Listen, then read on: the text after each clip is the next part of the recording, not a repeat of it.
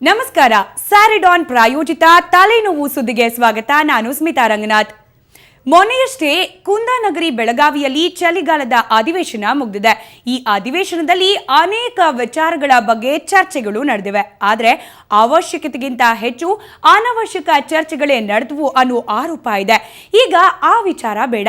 ಆ ಅಧಿವೇಶನದಲ್ಲಿ ಸರ್ಕಾರಕ್ಕೆ ತಲೆನೋವು ತಂದಿಟ್ಟ ಸಂಗತಿಗಳು ಏನು ಅನ್ನೋದನ್ನ ನೋಡೋಣ ಇವತ್ತಿನ ತಲೆನೋವು ಸುದ್ದಿಯಲ್ಲಿ.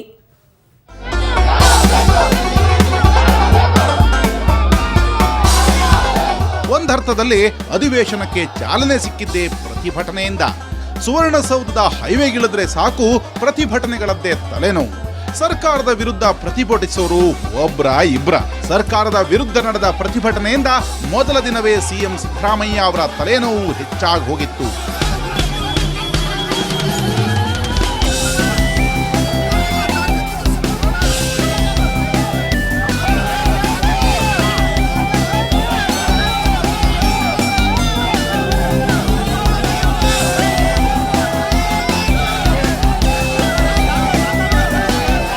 ಹೊರಗೆ ರೈತರು, ಒಳಗೆ ಬಿಜೆಪಿ ಅವರು.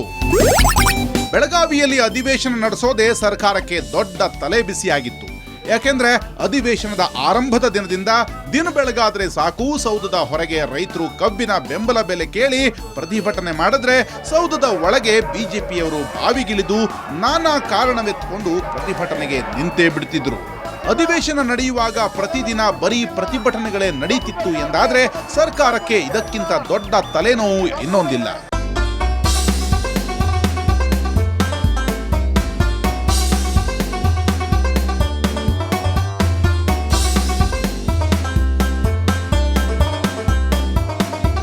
ಮೊದಲನೇ ದಿನ ಅಧಿವೇಶನ ಆರಂಭವಾಗಬೇಕು. ರೈತರು ಕಬ್ಬಿನ ಬಾಕಿ ಬಿಲ್ ಕೊಡಿಸಿ ಅಂತ ಬೀದಿಗಿಳಿದು ಸರ್ಕಾರದ ತಲೆ ಕೆಡಿಸಿದ್ರು.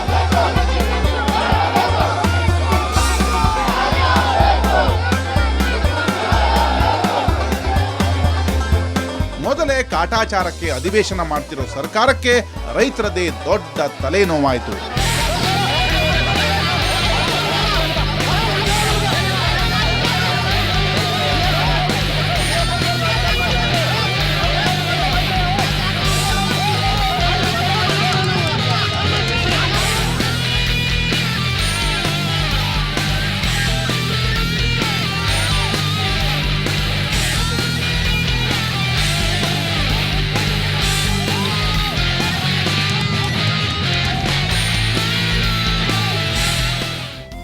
ಒಂದು ಕಡೆ ರೈತರ ಪ್ರತಿಭಟನೆ ನಡೆದಿದ್ರೆ ಇನ್ನೊಂದು ಕಡೆ ಯಡಿಯೂರಪ್ಪ ನೇತೃತ್ವದಲ್ಲಿ ಬಿಜೆಪಿಯವರು ರೈತರ ಕಬ್ಬಿನ ಬಾಕಿ ಕೊಡ್ರಿ ಅಂತ ಜನರನ್ನ ಸೇರಿಸಿ ರೊಚ್ಚಿಗೆದ್ದು ಭಾಷಣ ಮಾಡಿದ್ರು.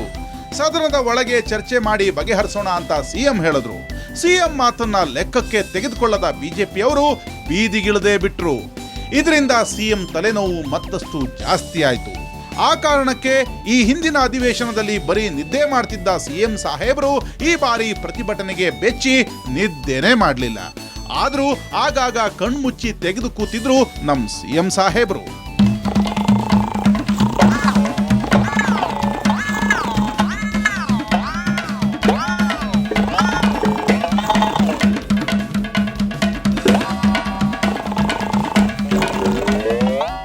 ರೈತರ ಪ್ರತಿಭಟನೆಯ ಬಿಸಿ ಸರ್ಕಾರಕ್ಕೆ ಅದೆಷ್ಟು ತಲೆನೋವಾಗೋಯ್ತು ಅಂದ್ರೆ ನಮ್ಮ ಹೋಮ್ ಮಿನಿಸ್ಟರ್ ಜಾರ್ಜ್ ಸಾಹೇಬ್ರು ರೈತರ ಪ್ರತಿಭಟನೆ ತಡೆಯಲು ಸಾವಿರಾರು ಪೊಲೀಸರನ್ನ ತಂದು ನಿಲ್ಲಿಸಿದ್ರು. ಇಲ್ಲಿ ತಮಾಷೆ ಏನಂದ್ರೆ ರಾಜಕಾರಣಿಗಳೆಲ್ಲ ಸೌಧದ ನೆರಳಿನಲ್ಲಿ ಕುಳಿತು ಆರಾಮಾಗಿದ್ರು. ಆದ್ರೆ ರೈತ ಜಮೀನಿನಲ್ಲಿ ಬೆವರು ಹರಿಸಿ ಬೆಳೆದ ಬೆಳೆಗೆ ನ್ಯಾಯ ಕೇಳಲು ಬಂದ್ರೆ ಅವನಿಗೆ ಸಿಕ್ಕಿದ್ದು ಮತ್ತದೇ ಬಿಸಿಲಿನ ಬೆವರು. ಇತ್ತ ರೈತರನ್ನ ತಡೆಯಲು ಬಂದ ಪೊಲೀಸರಿಗೆ ಪ್ರತಿಭಟನೆ ತಡೆಯೋದೇ ಅವರಿಗೊಂದು ದೊಡ್ಡ ತಲೆ ನೋವಾಗೋಯ್ತು.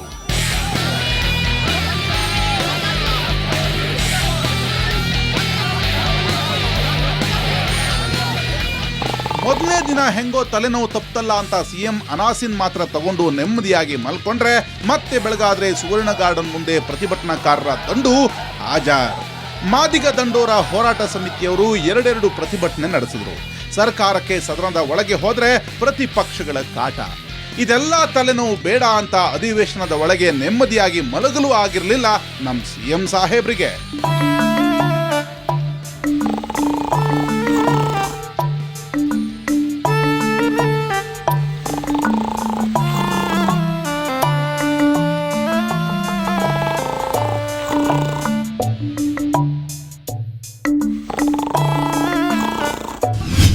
ಕೂತ ಹಿರೇಮಠರು, ಬೀದಿಗಿಳಿದ ಮಠಾಧೀಶರು.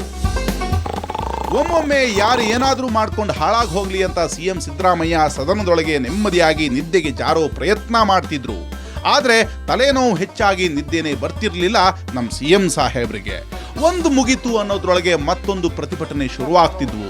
ರೈತರ ಪ್ರತಿಭಟನೆ ಕಡಿಮೆಯಾಯ್ತು ಅಂತಿದ್ದಂಗೆ ಬಿಡಿ ಹಿರೇಮಠ ಅವರು ಹೋರಾಟ ಶುರು ಮಾಡಿಕೊಂಡ್ರು. ಉತ್ತರ ಕರ್ನಾಟಕ ಅಭಿವೃದ್ಧಿಗೆ ಆದ್ಯತೆ ನೀಡದಿದ್ರೆ ಆಮರಣ ಅಂತ ಉಪವಾಸ ಮಾಡ್ತೀನಿ ಅಂತ ಧರಣಿ ಕೂತೇ ಬಿಟ್ರು ಹಿರೇಮಠ ಸಾಹೇಬರು.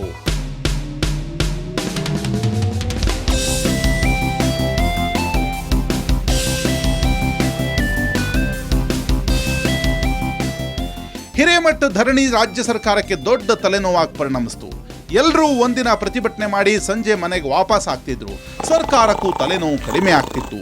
ಹಿರೇಮಠ್ ಹಗಲು ರಾತ್ರಿ ಅಲ್ಲೇ ಕುಂತು ಸಿಎಂ ಇದೊಳ್ಳೆ ತಲೆನೋವು ಆಯ್ತಲ್ಲ ಅನ್ನುವಂಗಾಯ್ತು. ರಾತ್ರಿ ಸರ್ಕಾರ ಪ್ರತಿದಿನ ವಿಕ್ಸು, ಜಂಡು ಬಾಂಬ್ ಏನ್ ಹಚ್ಚಿದ್ರೂ ಕಡಿಮೆ ಆಗ್ಲಿಲ್ಲ. ಹಿರೇಮಠ ತಲೆನೋವು ಒಂದೇ ದಿನಕ್ಕೆ ಕಡಿಮೆ ಆಗ್ಲೇ ಇಲ್ಲ. ಹಿರೇಮಠ ಅನಾಸಿನ್ ಸ್ವಲ್ಪ ಹೆಚ್ಚಾಗಿದ್ರೂ ಸರ್ಕಾರಕ್ಕೆ ದೊಡ್ಡ ಹೆಡ್ಡಕ್ಕೆ ಆಗಿರೋದು. ಹೆಂಗೋ ಮಾಡಿ ಸಿಎಂ ಸ್ವಾಮಿಗಳಿಗೆ ಎಳೆ ನೀರು ಕುಡಿಸಿ ತಲೆನೋವು ಕಡಿಮೆ ಮಾಡಿಕೊಂಡ್ರು.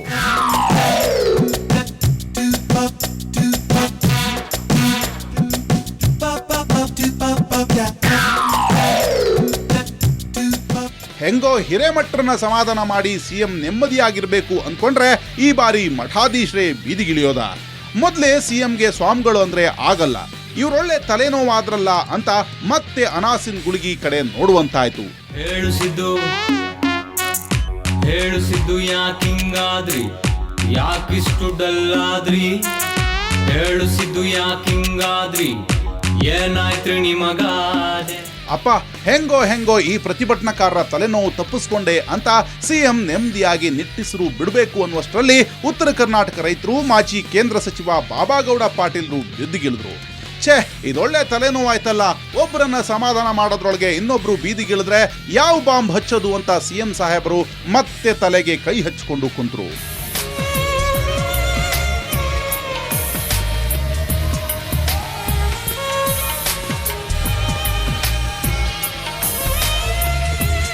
ಒಟ್ಟಾರೆ 10 ದಿನ ಬೆಳಗಾವಿ ಅಧಿವೇಶನದೊಳಗೆ ಒಂದ್ ರೀತಿ ತಲೆನೋವಾದ್ರೆ ಹೊರಗಡೆ ಪ್ರತಿಭಟನೆಯದೇ ದೊಡ್ಡ ತಲೆನೋವಾಗ್ಬಿಟ್ಟಿತ್ತು.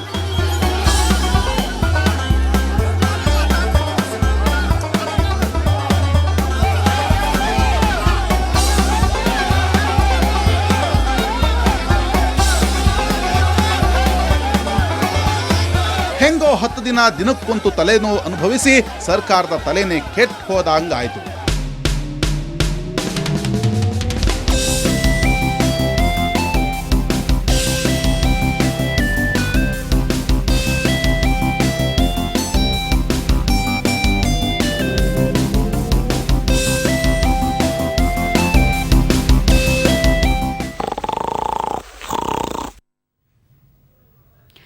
ಒಟ್ನಲ್ಲಿ ಹೇಳೋದಾದ್ರೆ ಬಿಜೆಪಿಯ ಕೆಲವರು ಮಾಡಿಕೊಂಡ ಎಡವಟ್ಟುಗಳನ್ನ ಸಿದ್ದರಾಮಯ್ಯ ಅವರಿಗೆ ಸ್ವಲ್ಪ ರಿಲ್ಯಾಕ್ಸ್ ಕೊಟ್ವು ಅನ್ನೋದನ್ನ ಬಿಟ್ರೆ ಉಳಿದಂತೆ ಬೆಳಗಾವಿ ಅಧಿವೇಶನದಲ್ಲಿ ಸರ್ಕಾರಕ್ಕೆ ಅನೇಕ ವಿಚಾರಗಳು ತಲೆನೋವು ತಂದಿಟ್ಟಿದ್ವು ಅನ್ನೋದು ಮಾತ್ರ ಸತ್ಯ. ಇದೇ ಹೊತ್ತಿನ ವಿಶೇಷ. ನೇರ, ದಿಟ್ಟ, ನಿರಂತರ ಸುದ್ದಿಗಾಗಿ ನೋಡ್ತಾ ಇರಿ ಸುವರ್ಣ ನ್ಯೂಸ್.